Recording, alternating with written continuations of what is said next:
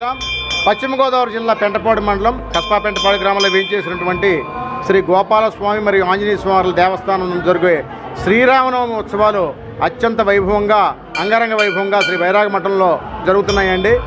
మన తాడేపల్లిగూడెం శాసనసభ్యుల వారు ప్రభుత్వమైనటువంటి శ్రీ పొలిశెట్టి శ్రీనివాస్ గారి యొక్క ఆధ్వర్యంలో వారి ఆదేశానుసారం వారు ఇచ్చిన సూచనలను పరిగణలోకి తీసుకొని ఎంతో వైభవంగా ఈ కార్యక్రమాలను ప్రజలందరూ కూడా కనువిందుగా వీక్షించేట్టుగా ఏర్పాటు చేసి ఉన్నామండి.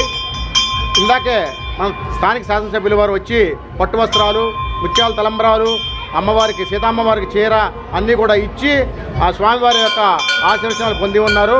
అలాగే వారికి వారి కుటుంబ సభ్యులందరికీ కూడా ఆ శ్రీరామచంద్రమూర్తి ఆ గోపాలస్వామి యొక్క సంపూర్ణ కటా కృపా వీక్షణాలు ఉండాలని కోరుకున్నామండి. అలాగే పెద్దలు తోట గోపి గారు, అలాగే వారి తనయులు రాజా గారు కూడా వచ్చేసి ఇక్కడ స్వామివారిని దర్శించుకున్నారు. వారు కూడా ఆ అమ్మవారి యొక్క ఆ స్వామివారి యొక్క కృప ఉండాలని కోరుకుంటున్నాము. అలాగే మన తెలుగుదేశం ఇన్ఛార్జ్ అయినటువంటి మన బలవల బాబ్జీ గారు కుటుంబ సమేతంగా ఇక్కడికి విచ్చేసి శ్రీరామచంద్రమూర్తికి పట్టు వస్త్రాలు, ముత్యాల దండలు సమర్పించారు. వారికి కూడా ఆ స్వామి యొక్క దయ కృపా కటాక్ష విషయాలు ఎల్లప్పుడూ ఉండి వారు ఎన్నో మంచి కార్యక్రమాలు చేయాలని కోరుకుంటున్నాము.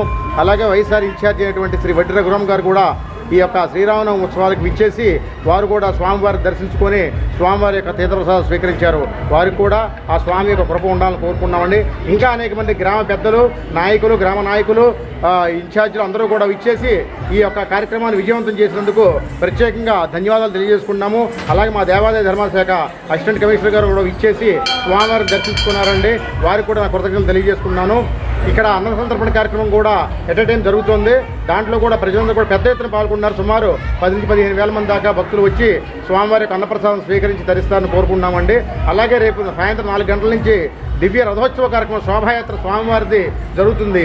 వివిధ సాంస్కృతిక కార్యక్రమాల మధ్య మేళతాళాలతో అంగరంగ వైభవంగా నాయకులు, గ్రామ పెద్దలు, పురజనులు అందరూ కూడా విచ్చేసి ఈ కార్యక్రమాన్ని జయప్రదం చేసి రథోత్సవ కార్యక్రమాల్లో కూడా పాల్గొనవలసిందిగా, స్వామివారి యొక్క కృప పొందవలసిందిగా, స్వామివారి తీర్థప్రసాదాలు స్వీకరించవలసిందిగా కోరుతున్నాము. అలాగే నెక్స్ట్ డే అంటే 29వ తారీఖున సాయంత్రం 7:30 నుండి స్వామివారి కళ్యాణమూర్తుల్ని హంసవాహనంలో మన దేవస్థానం ముందు ఉన్న పుష్కరణిలో తెప్పలో ఊరేగిస్తామండి. దానికి కూడా పెద్ద ఎత్తున ప్రజలు వచ్చి స్వామివారి దర్శించుకోవడం పరిపాటి. చుట్టుపక్కల గ్రామాల నుంచి, తాడేపల్లి కూడా చుట్టుపక్కల గ్రామాల నుంచి అనేక మంది భక్తులు ఇచ్చేసి ఈ తెప్పోత్సవ కార్యక్రమాన్ని కూడా కనువిందుగా వీక్షించి స్వామివారి కృపకు పాత్ర కావాల్సిందిగా కోరి ప్రార్థిస్తున్నాము. 30వ తారీఖు జరిగే శ్రీచక్ర స్నానము, ఉదయం శ్రీచక్ర స్నానం జరుగుతుంది 10 గంటలకి. అలాగే సాయంత్రం రాత్రికి పౌళంపి సేవా కార్యక్రమం జరుగుతుంది. అందులో కూడా భక్తులందరూ పాల్గొని స్వామివారి తీర్థప్రసాదాలు స్వీకరించి తరించవలసిన కోరుతున్నాము.